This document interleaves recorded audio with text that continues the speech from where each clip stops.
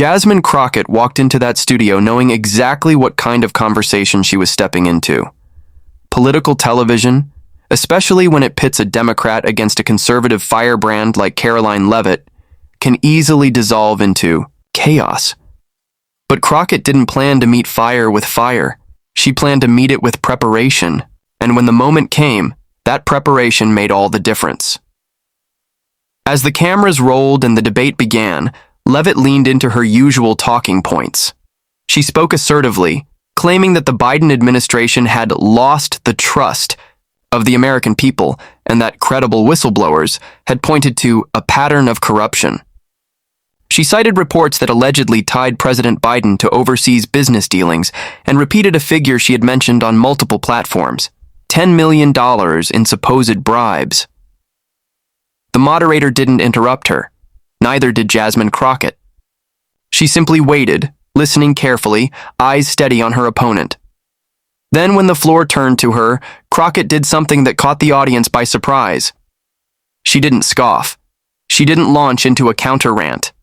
She opened with a single line. "Karoline, I think it's important we respect the facts, not just the feelings." And then came the data. Crockett calmly and precisely referenced the timeline of events surrounding Leavitt's claim, pointed out that the so-called source of the bribery allegation had already been revealed to be unverified, something that members of Leavitt's own party had quietly admitted in a closed-door briefing. No sworn testimony, no corroborated FBI evidence, just a story that had taken on a life of its own through repetition, not verification. Leavitt immediately pushed back, saying, "That's just your interpretation." But Crockett was ready. She pulled up a direct quote, not from a progressive outlet, but from a Republican-led committee's own memo stating that the evidence in question was preliminary and uncorroborated. That was when the atmosphere in the studio started to shift. Viewers could sense it. The confident narrative Leavitt had come in with was beginning to waver. It wasn't that Crockett was aggressive. She wasn't raising her voice or talking over anyone. But she was firm. She made it clear that she had done her homework, and she wasn't going to let misinformation slip by just because it had been said with conviction. As Leavitt tried to pivot, Crockett calmly brought up another claim that had made its way around conservative circles, that there were court documents supporting the allegations. Crockett pointed out that the statement had originated from a podcast, not a court filing, not a legal transcript, not anything that would stand in a courtroom. She looked directly at Leavitt and asked, "Do you believe a podcast is equivalent to a sworn affidavit?" It was the kind of question that's hard to answer without either admitting a mistake or doubling down in a way that looks dishonest. Leavitt tried to frame it as asking questions on behalf of the American people, but the damage was done. Crockett had turned the conversation from a talking points exchange into a test of credibility, and one of them had clearly done the reading. What made the moment resonate wasn't just that Crockett caught a factual error. It was how she did it. She didn't just point out inconsistencies. She demonstrated that she understood the material better than her opponent did. That kind of preparation doesn't come from a briefing memo handed over before airtime.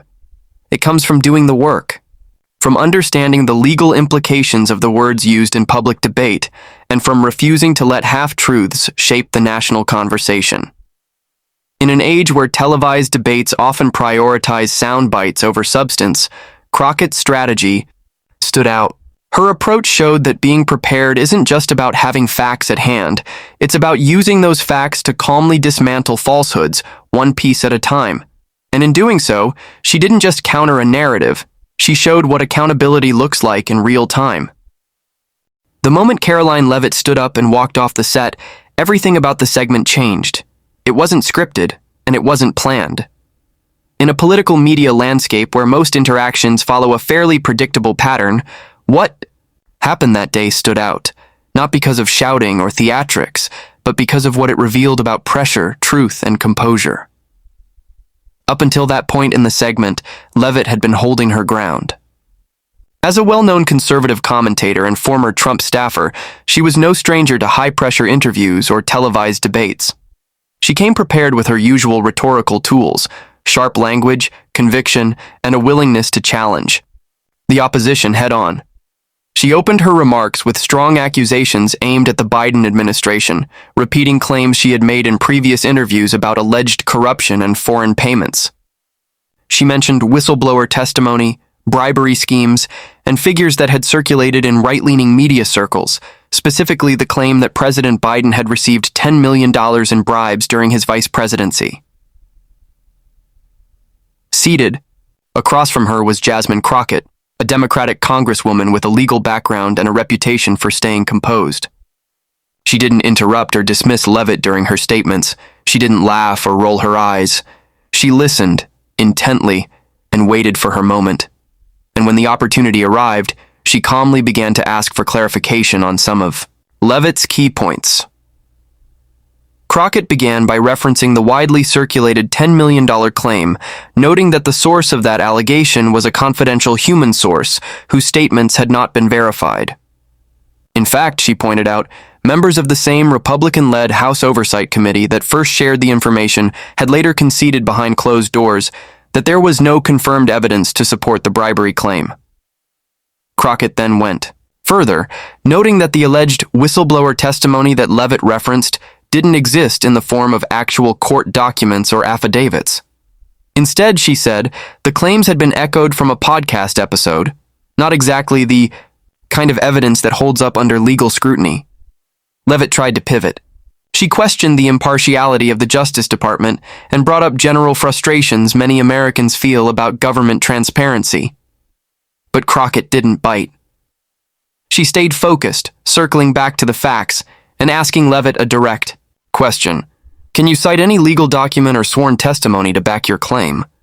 That question hung in the air. Leavitt shifted in her seat, then launched into a statement about media bias and political double standards, suggesting that Democrats never face the same kind of scrutiny. But Crockett calmly replied, "This isn't about politics.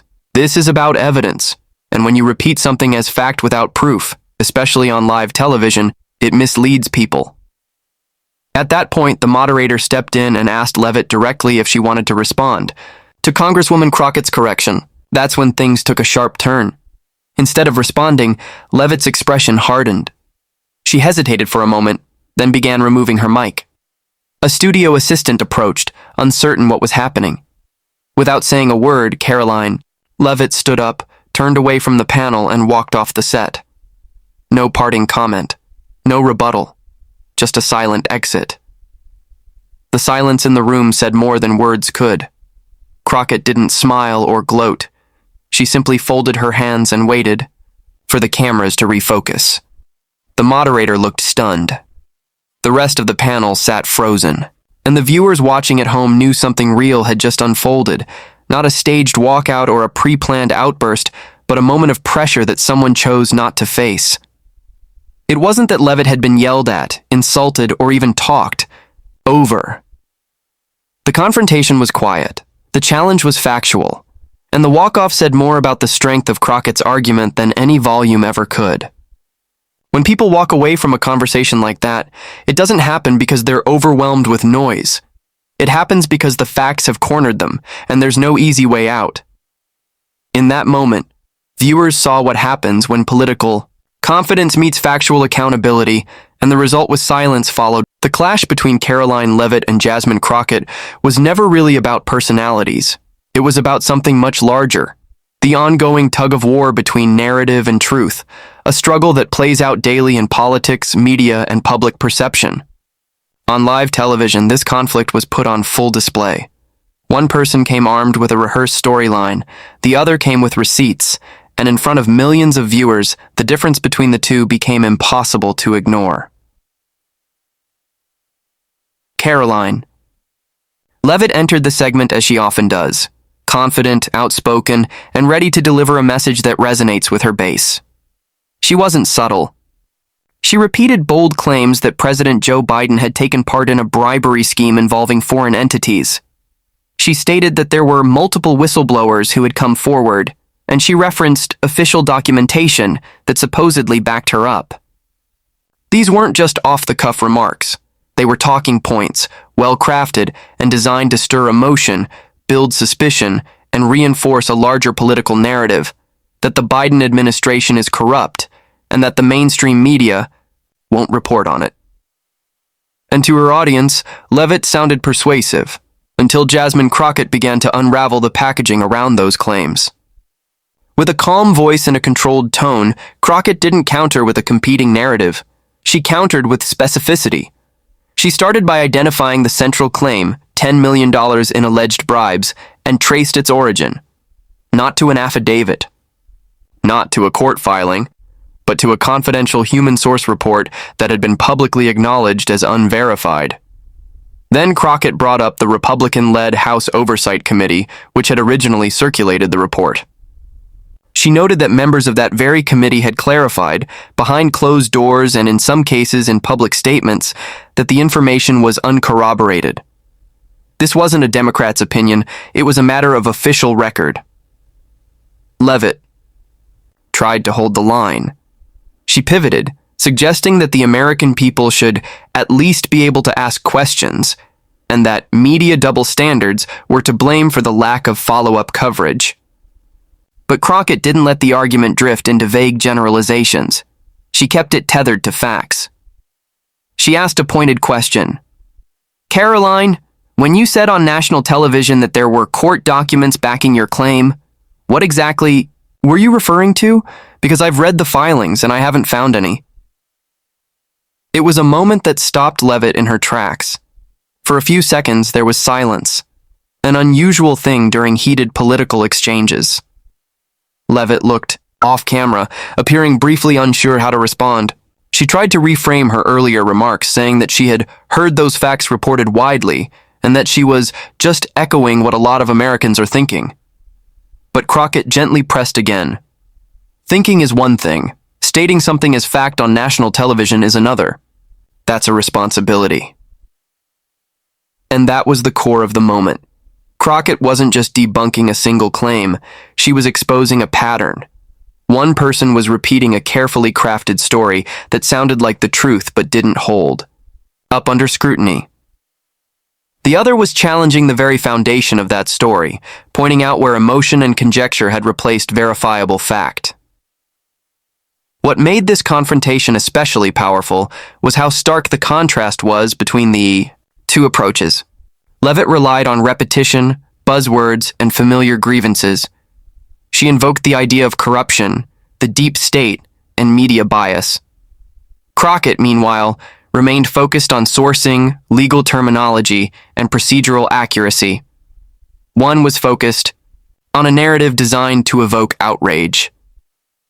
The other was focused on whether that outrage had any real basis in evidence. By the time Karoline Leavitt stood up and walked off set, the battle was already lost. Not because of who shouted louder or who had better sound bites, but because the foundation of her argument had been chipped away piece by piece. Crockett had revealed that beneath the confident rhetoric was a hollow center, claims not supported by documents, whistleblowers not backed by affidavits, and a media critique that didn't account for the need to report facts, not speculation. To the end, this wasn't just a moment of personal defeat for Leavitt. It was a televised reminder of how easily a compelling narrative can fall apart when it collides with the truth. And when that happens in real time, there's nowhere to hide.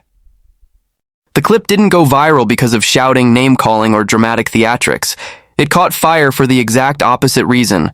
It was a calm, controlled moment of accountability that stood out in a media environment often filled with performative outrage. The confrontation between Karoline Leavitt and Jasmine Crockett struck a chord not because someone lost their temper, but because someone didn't. And that made all the difference. When political figures appear on live television, especially in high-stakes interviews, the expectation is often that sparks will fly. The viewers want heat, something quotable, a gotcha moment. But in this case, it wasn't the fireworks that drew attention. It was the cool-headed dismantling of a claim, done so quietly and confidently that when Karoline Leavitt finally removed her mic and walked off the set, viewers didn't gasp at the drama. They stared at the screen, processing what had just unfolded. From the very beginning of the segment, Karoline Leavitt was in familiar territory. She delivered bold statements, echoing common themes from conservative media, accusations of corruption within the Biden administration, claims about alleged foreign payments, and references to unnamed whistleblowers. Her delivery was practiced, her voice steady and her tone unshaken. This wasn't new for her. She had given variations of the same argument many times before on other outlets. What made this time different was the presence of someone like Jasmine Crockett, calm, deliberate, and unwilling to be baited into a shouting match. Crockett didn't roll her eyes or cut her opponent off. She listened. And when it was her turn to speak, she responded not with emotion, but with specificity. She challenged Leavitt on the key point that had underpinned much of her claim, that there were sworn whistleblower testimonies implicating President Biden in a $10 million bribery scheme. Crockett's tone remained even. She pointed out that the report Leavitt had referenced wasn't sworn testimony, wasn't evidence introduced in a court of law, and had not been corroborated by any credible investigative body. She referenced statements from within the Republican-led House Oversight Committee, including members who had since acknowledged that the source of the bribery claim had provided no verifiable proof. Crockett didn't raise her voice. She didn't gloat. She simply laid out the facts and asked, "If the evidence you're citing isn't real, what are we even talking about?" Leavitt tried to regain footing. She shifted to general frustration about media bias and asked why the story hadn't been looked into more deeply. But Crockett stayed on point. "You can't expect serious investigation into claims that aren't substantiated," she replied. "The media isn't ignoring this. They're asking for proof, and there isn't any."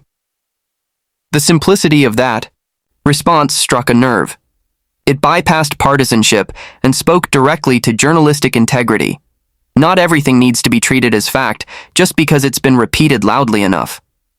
That truth, delivered plainly and without theatrics, is what made the moment go viral.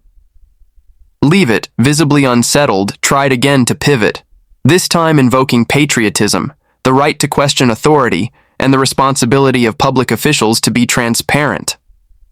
Crockett didn't disagree with the sentiment but held the line.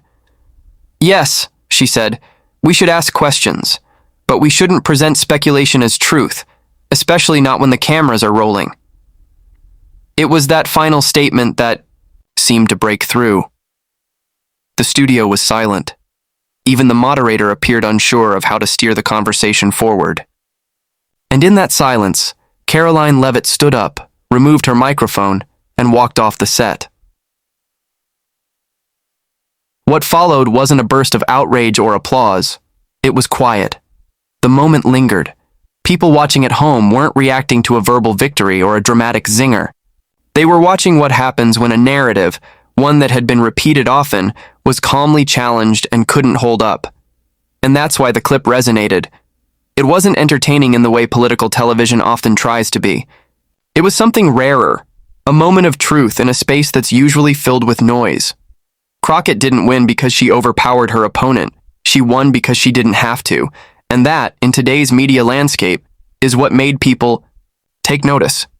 In the aftermath of the broadcast, the political world was buzzing, but not for the usual reasons. There was no shouting match to dissect, no name-calling to sensationalize. Instead, the headlines centered on something far more compelling. A walk-off born not of personal insult or chaos, but of a simple, unyielding demand for facts. Karoline Leavitt's exit wasn't just a viral moment.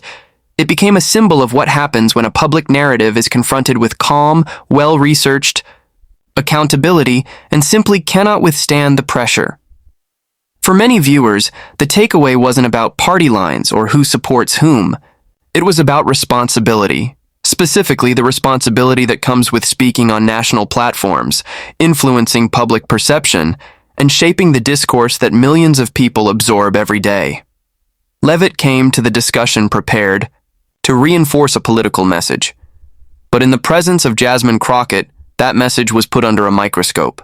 And when it didn't hold up, the reaction wasn't debate. It was departure. Crockett didn't win the moment by overpowering her opponent. She didn't rely on emotion or spectacle. She simply brought the conversation back to what matters most in public dialogue: truth, documentation, and evidence. It was a reminder that in a time of endless headlines and rapid-fire claims, there's still value in slowing down and asking the simple, essential question: can you prove that? Leavitt's decision to walk off instead of answering that question spoke volumes, not just about her, but about the environment we live in. In many corners of the media, sound bites and sensationalism have overtaken substance. But moments like this cut through the noise and remind us what accountability looks like when it's quiet, unrelenting, and rooted in facts. In politics, people often talk about winning the narrative. But as this moment showed, narratives are fragile when not backed by substance. What truly lasts, what cuts through the chaos, is truth spoken plainly and confidently. Jasmine Crockett didn't change the political landscape overnight, and Karoline Leavitt didn't lose her career over one segment. But their encounter offered something rare: clarity. A televised reminder that truth still matters, and that those who choose to abandon it may find themselves walking off, not just from a stage, but from credibility itself. In the end, this wasn't just a story about two women on opposite sides of the aisle. It was about what happens when preparation meets accountability, when storytelling collides with reality, and when the cameras keep rolling even after someone walks away. And that, more than any headline, is why